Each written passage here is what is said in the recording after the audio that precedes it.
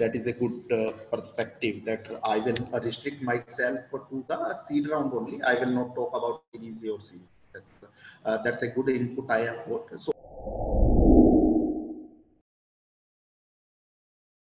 what are the points which should be ready while you are going to the investor? So you have been ready with the one-pager summary of your entire idea.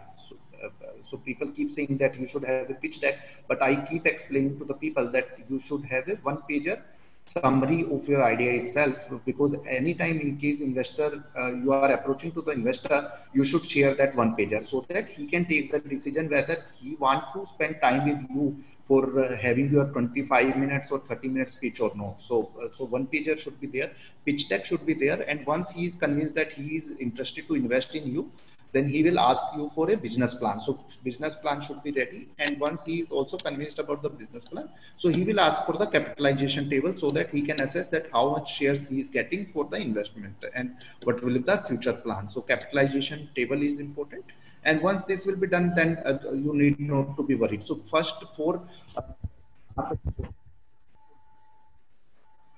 have to give you term sheet, then he will engage one organization who will do due diligence, and then shareholder agreement will be prepared, and the money will be come to separate account, and you will allot the shares and the issue the share certificates. So this is the entire flow of a fundraising process itself. Now the today's topic is given to me, which is that investor perspective, and most of the audience is expecting to understand that how investor think while he is looking at the pitch deck. So I am using the same uh, uh, presentation only because it may help you to understand as well that how investors mind work. And I will not talk about all the investor. I think in this perspective. तो कभी भी मेरे पास कोई startup आता है तो मैं सबसे पहले इसी सीक्वेंस में अपने माइंड को चलाना शुरू करता हूँ. अगर स्टार्टअप इस सीक्वेंस में मुझे आंसर करता चला जाता है तो मुझे लगता है कि जो स्टार्टअप है उसको पता है कि इन्वेस्टर माइंडसेट कैसे चलता है. तो हमारे साथ भी ये होता है कि व्हेनेवर कोई चेंज हो जाता है इसके बीच में कि भाई अलग सीक्वेंस में कुछ और ही बताने लग जाएं तो वो गड़बड़ हो जाती है. तो सबसे पहले हम ये समझना चाहते हैं कि what is the problem statement on which startup is working. So you should be very clear that which problem you are solving and how big is the problem. So the more you research on the problem statement, you will be able to get more funding and your startup will be succeeded. So even this is not related to only investment, but even when you are running a startup, the problem statement should be clear that which kind of problem you are trying to solve. Then there may be multiple solutions to that particular problem. So how your solution is better than others, so that is called USP. So you should be clear that which kind of solutions are available in the market or which kind of solution you can work upon that, and why you have selected the particular solution, that is also important.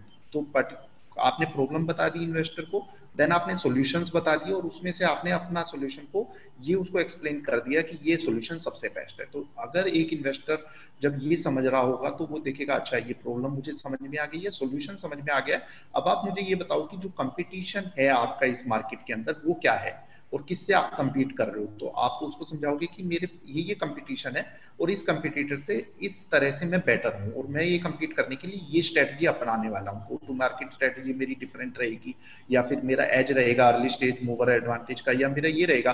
तो आपको समझाना पड़ेगा कि आप अपने competitor से किस तरह से अलग हो.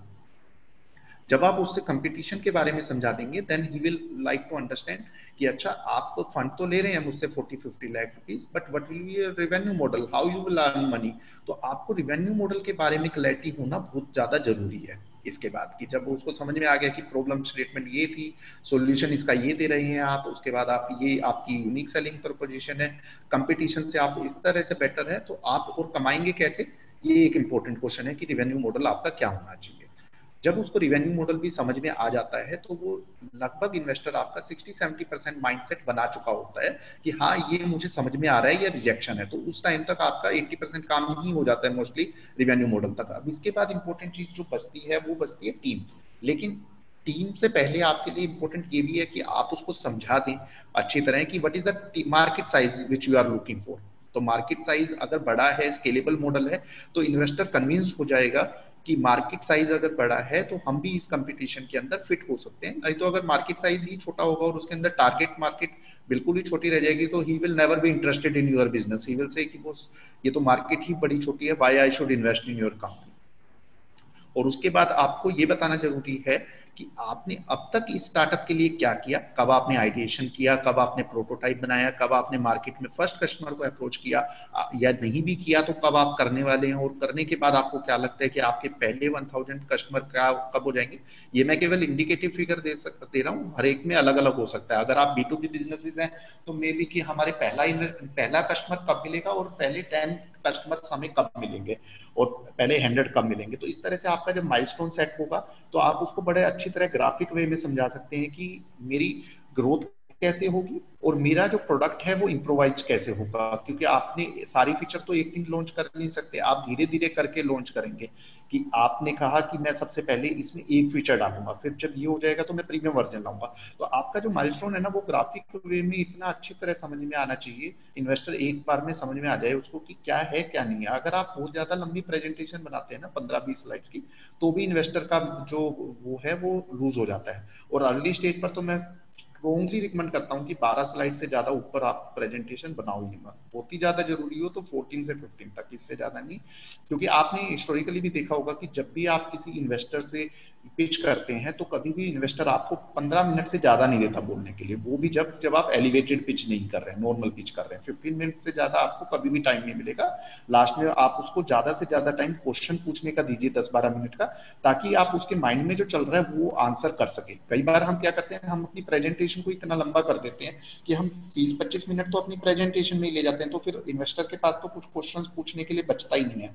तो rather than doing that you give proper allocation to presentation and question answer round, क्योंकि जितना आप कम टाइम प्रेजेंटेशन में लगाएंगे उतना ही इन्वेस्टर आपसे ज्यादा क्वेश्चन पूछेगा और आपकी इन्वेस्टमेंट की प्रोबेबिलिटी ज्यादा हो जाएगी अगर इन्वेस्टर को अपने सारे क्वेश्चंस के आंसर्स मिल जाएंगे। इसके बाद जो सबसे की वर्ड है टीम, और ये चीज आप मेरे हिसाब से पिछले 1 महीने में काफी बार काफी लोगों से सुन चुके होंगे कि अर्ली स्टेज पे है ना आइडिया से ज्यादा पैसा लगता है टीम पर। तो यहाँ पर मैं क्या कहना चाहता हूँ कि मान लीजिए मेरे पास 5 पिच डेक आए, पांचों में आइडिया सेम थे, सॉल्यूशंस अलग अलग थे, एग्जीक्यूशन कैपेबिलिटी भी चलिए लगा मुझे कि हाँ ये इतने पैसे से हो सकता है एग्जीक्यूशन, और रिवेन्यू मॉडल पे भी मैं कन्विंस हो गया, सब कुछ हो गया। लेकिन अगर लास्ट में जाके इन्वेस्टर को लगता है कि टीम जो है वो स्ट्रॉन्ग नहीं है, या ये प्रेशर नहीं झेल पाएंगे, या फिर ये एक्सपेंशन की नहीं सोच पाएंगे, इनकी अगर कैपेबिलिटी नहीं है इस चीज के अंदर, तो अच्छे से अच्छा आइडिया होने के बाद, अच्छे से अच्छा सॉल्यूशन होने के बाद, अच्छे से अच्छी प्रेजेंटेशन बने होने के बाद और अच्छे से अच्छी पिच करने के बावजूद भी इन्वेस्टर इन्वेस्ट नहीं करेगा। अब जब मैं टीम वर्ड कह रहा हूं तो आप उससे कंफ्यूज मत कीजिएगा कि आई एम नॉट सेइंग कि फंडिंग जो मिलती है वो IIT IIM वालों को मिलती है, I am not saying that. Probability definitely उनकी इंप्रूव हो जाती है क्योंकि उन्होंने उस तरह से स्टडी करी होती है कि उन इन्वेस्टर को लगता है कि ये कैपेबल ज्यादा है या फिर इनका एग्जीक्यूशन करने की प्रोबेबिलिटी ज्यादा हो सकती है। लेकिन आज के दिन भी ऐसा नहीं है कि केवल IIT IIMs वालों को ही फंडिंग मिलती है, सबको फंडिंग मिलती है। आपको कन्विंस करना है अपने इन्वेस्टर्स को कि आप इस आइडिया को एग्जीक्यूट कर सकते हैं और बहुत अच्छे तरीके से कर सकते हैं, और जब भी आप इसको ग्रो करेंगे काफी अच्छी फास्ट ट्रैक पे ग्रो कर सकते हैं। अगर आपने ये कन्विंस कर दिया तो आपको इन्वेस्टमेंट मिलने की प्रोबेबिलिटी बहुत हाई हो जाती है। और इसके बाद पिच में डालना जरूरी नहीं है और ना ही डालना चाहिए, मैं सजेस्ट करता हूँ आपकी एग्जिट स्ट्रेटजी भी काफी क्लियर होनी चाहिए, क्योंकि कुछ इन्वेस्टर्स इसके बारे में पूछते हैं। अब हम लोगों ने इतनी इन्वेस्टमेंट कर लिया, हम नहीं पूछते क्योंकि हमें खुद को ही आइडिया होता है सुनते टाइम कि ये एग्जिट स्ट्रेटजी इसकी क्या बनेगी। लेकिन कुछ लोगों की होती है कि वो विजन देखना चाहते हैं कि स्टार्टअप फाउंडर का भी विजन हमारे साथ अलाइंड है या नहीं है, तो they normally ask the question कि what is your exit strategy. So you should be clear कि मेरी एग्जिट स्ट्रेटजी कैसे है, और आपके माइंड में भी होना चाहिए कि आने वाले टाइम में किसके साथ अलाइन हो सकता है आपका बिजनेस, जो आपको एमलगमेट कर ले, मर्ज कर ले, या फिर आपको एक्वायर कर ले या एक्वायर कर ले, जिसके कारण जो इन्वेस्टर आप में अर्ली स्टेज बिलीव कर रहा है उसको रीजनेबल टाइम में अच्छा एग्जिट मिल सके और अच्छी रिटर्न मिल सके उस इन्वेस्टमेंट पे। और कई बार फाउंडर कंफ्यूज भी हो जाते हैं कि सर आप 10x रिटर्न क्यों एक्सपेक्ट कर रहे हो। उसका आंसर यही है क्योंकि अर्ली स्टेज इन्वेस्टर 10 स्टार्टअप में इन्वेस्ट करता है तो 8-9 फेल हो जाती हैं, 2 या 3 चलती है, तो वो ये एक्सपेक्ट करता है कि जो मुझे बाकी 7-8 स्टार्टअप से भी लॉस हुआ है वो भी यही स्टार्टअप मुझे कवर करके दे। उस पर मैं ज्यादा टाइम नहीं लगा रहा, क्योंकि आपको वो सब फंडा पता है कि why investor expect 10x returns on their investment, why they invest, how they invest in private limited company, then they sell the share